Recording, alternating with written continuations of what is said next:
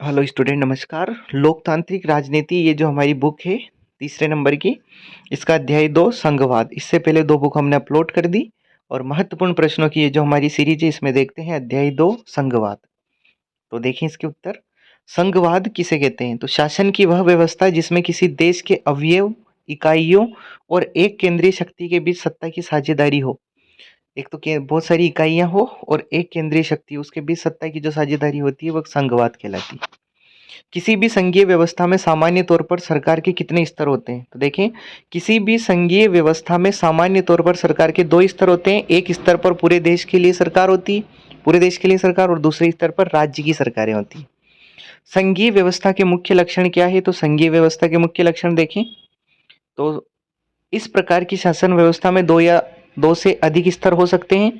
शासन के विभिन्न स्तरों द्वारा नागरिकों के एक ही समूह पर शासन किया जाता है और हर स्तर का अधिकार क्षेत्र अलग होता है। संविधान में सरकार के विभिन्न स्तरों के अधिकार क्षेत्रों के बारे में साफ साफ उल्लेख किया गया है। हर स्तर की सरकार का अस्तित्व और अधिकार क्षेत्र को संविधान से गारंटी मिली होती है। नेक्स्ट क्वेश्चन, संघीय ढांचे के उद्देश्य क्या है? तो इसका उत्तर देखें। संघीय ढांचे के 2 उद्देश्य होते हैं। पहला उद्देश्य है देश की एकता को बल देना और दूसरा है क्षेत्रीय विविधता को सम्मान देना। ये भी महत्वपूर्ण प्रश्न। प्रश्न नंबर 5, किसी आदर्श संघीय व्यवस्था के 2 पहलू क्या हैं? तो उत्तर देंगे, किसी भी आदर्श संघीय व्यवस्था के 2 पहलू होते हैं। एक तो है पारस्परिक विश्वास और साथ रहने पर सहमति। प्रश्न नंबर 6, सबको साथ लाकर संघ बनाने से क्या तात्पर्य है? तो इस प्रकार की व्यवस्था में स्वतंत्र राज्य स्वतः एक दूसरे से मिलकर एक संघ का निर्माण करते हैं। ऐसा इसलिए किया जाता है कि वैसे राज्य अपनी स्वायत्तता बनाए रखने के साथ साथ अपनी सुरक्षा भी बढ़ा सकें। इस प्रकार की व्यवस्था में केंद्र की तुलना में राज्यों के पास अधिक शक्तियां होती हैं। इस प्रकार की संघीय व्यवस्था के उदाहरण है संयुक्त राज्य अमेरिका, स्विट्जरलैंड और ऑस्ट्रेलिया। देखें क्वेश्चन नंबर 7, सबको जोड़कर, ये तो रिपीट हो गया question. Question number 8, union list से आप क्या समझते हैं? तो इस लिस्ट में राष्ट्रीय महत्व के विषय आते हैं।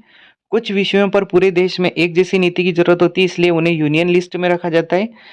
ऐसे विषयों पर कानून बनाने का अधिकार केवल केंद्र सरकार के पास होता है। किसके पास? केंद्र सरकार। यूनियन लिस्ट के कुछ विषय जैसे देश की सुरक्षा, विदेश नीति, बैंकिंग, सूचना प्रसारण और मुद्रा। तो क्वेश्चन नंबर 9, स्टेट लिस्ट से आप क्या समझते हैं? तो जो विषय स्थानीय महत्व के होते हैं उन्हें स्टेट लिस्ट में रखा जाता है। ऐसे विषयों पर कानून बनाने का अधिकार राज्य के पास होता है, जैसे पुलिस, व्यापार, वाणिज्य, कृषि और सिंचाई। क्वेश्चन नंबर 10, साझा लिस्ट से आप क्या समझते हैं? ये 3 लिस्टें हैं, इनसे महत्वपूर्ण प्रश्न बनता है, तो आप इनको जरूर देखें।